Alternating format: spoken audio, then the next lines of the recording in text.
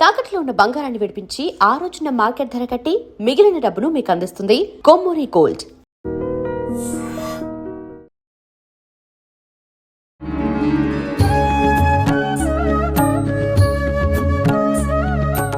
నమస్కారం, welcome to I dream. ధర్మ మార్గం విత్ విజిత కార్యక్రమానికి స్వాగతం. ప్రస్తుతం మనతో పాటు ఉన్నారు ప్రముఖ జ్యోతిష్య వాస్తు పండితులు, లలిత ఉపాసకులు శ్రీ శ్రీ శ్రీ నానాజీ పట్నాయక్ గారు. ఇప్పుడు వారితో మాట్లాడి మరిన్ని విషయాలు తెలుసుకుందాం.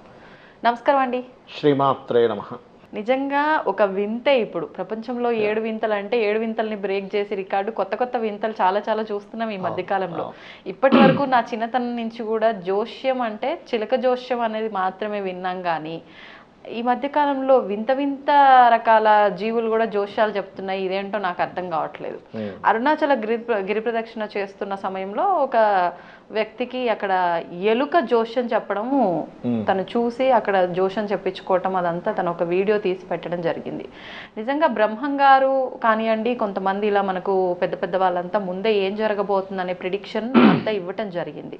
ఇలా ఎలుక జోష్యం చెప్పబడుతుంది అనేది ఎక్కడైనా ఉందంటారా? అసలు దీన్ని నమ్మొచ్చా, ట్రాష్ అంటారా? అంటే ఒకటి ఇక్కడ ఏంటంటారండి, చిలక జోష్యం కానివ్వండి, ఎలక జోష్యం కానివ్వండి, ఇంకోటి ఏదో సమ్ ఎక్స్ అనుకుందాం. ఇక్కడ ఈ ప్రకృతికి దగ్గరగా ఉండేటువంటివి కొన్ని ఈ పక్షులు కానివ్వండి, జంతువులు కానివ్వండి, వీళ్ళు ఏం చేస్తారంటే సర్వసాధారణంగా చిలక జోష్యాలను కూడా జనరల్గా లైఫ్లో మనకి ఒక్కొక్కరికి ఒక్కొక్క ఇబ్బంది ఉంటుంది. కొంతమంది వాళ్ళు అనారోగ్యంతో ఉంటారు, లేకపోతే కొంతమందికి ఆర్థిక ఇబ్బంది, వివాహం అవ్వకపోవడము, సంతానం కలగకపోవడం, ఇట్లా కొన్ని ప్యాటర్న్స్ ఉంటాయి. ఆ ప్యాటర్న్స్ అన్నీ కూడా వీళ్ళు పెట్టుకుని అది ఏది తీస్తే ఇంకా అది ఇంకా అదే జరుగుతుంది అనేటువంటిది ఒక బిలీవ్నెస్తో వాళ్ళు ఆ జ్యోతిష్యాన్ని చెప్తూ ఉంటారు.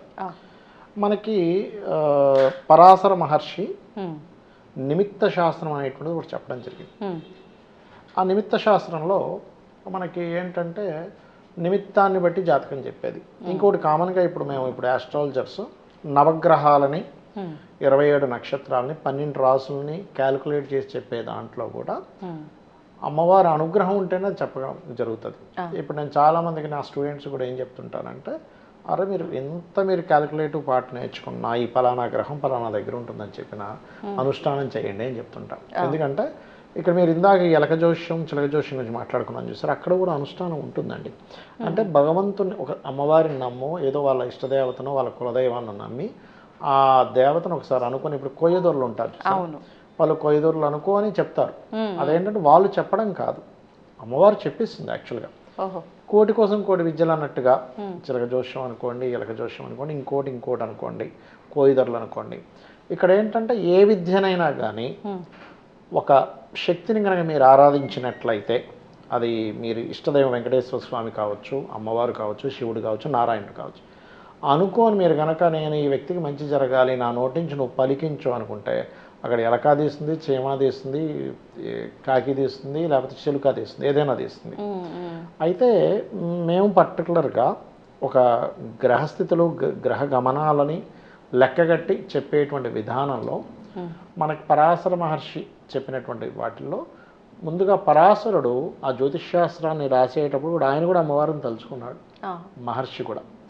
కాబట్టి ఏంటంటే మేము ఎందుకు తలుచుకుంటాము అంటే, ఒకటి చెప్పేది మనమైనా చెప్పించేది అమ్మవారు అనుకుంటాం. ఎందుకంటే మనకు ఒక్కొక్కసారి నేను నా లైఫ్లో జరిగిన కొన్ని విచిత్రమైన సంఘటనలు కొన్ని చెప్తాను. కంప్యూటర్లో మనకి జాతకం ఉంటుంది, వేస్తాం.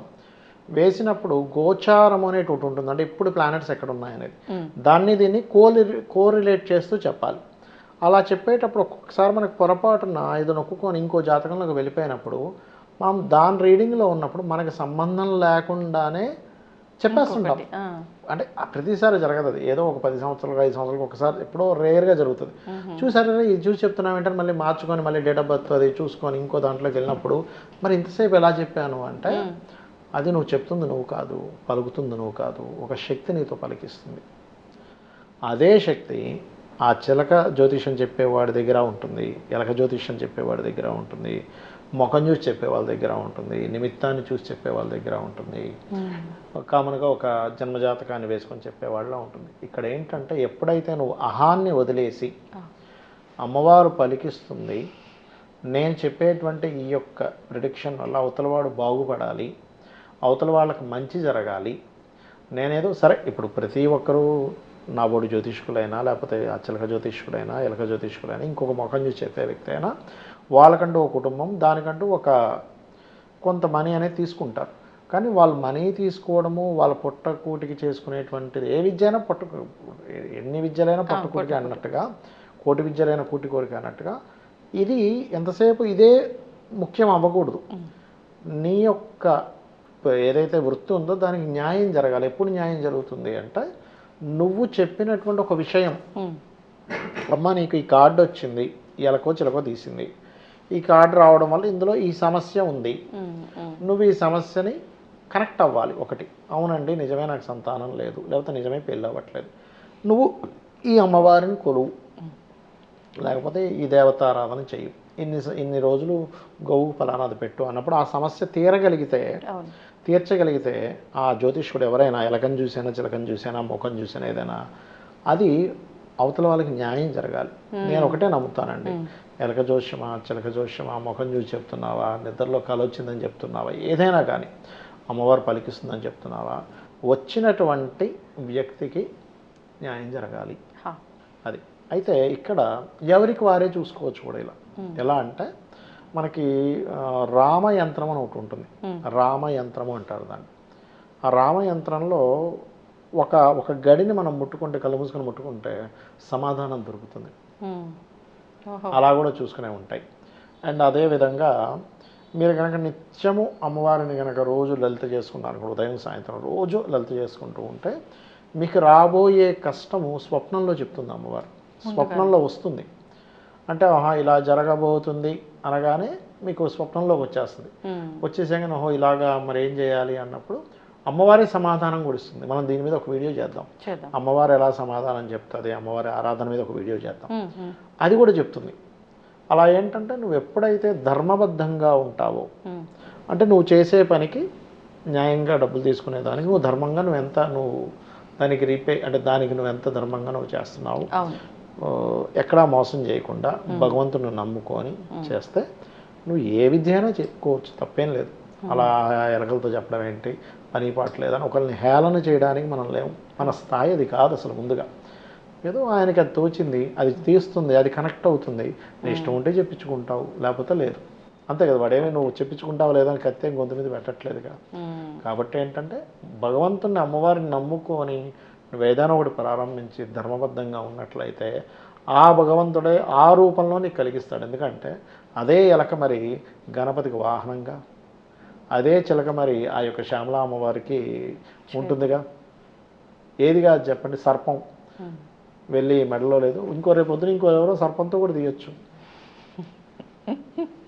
వస్తుంది, మీరు చూస్తూ ఉండండి. చెప్పలేము ఏమో, ఎందుకంటే మెడలో వేసుకొని రకరకాలుగా విన్యాసాలు చేస్తున్నారు.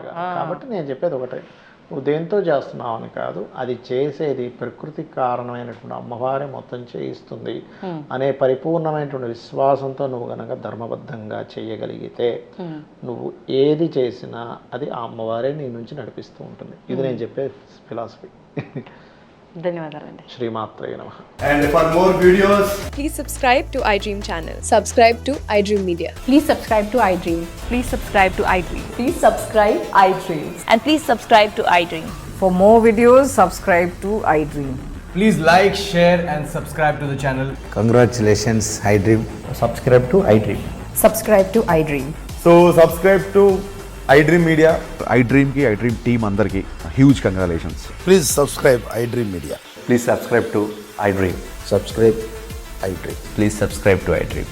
iDream అంటే నా కళల ఛానల్ సబ్స్క్రైబ్ చేసుకున్న నోరు తిరుగుతలేదు, మీరైతే గంట గుర్తు కొట్టండి. For more such videos, please subscribe to iDream.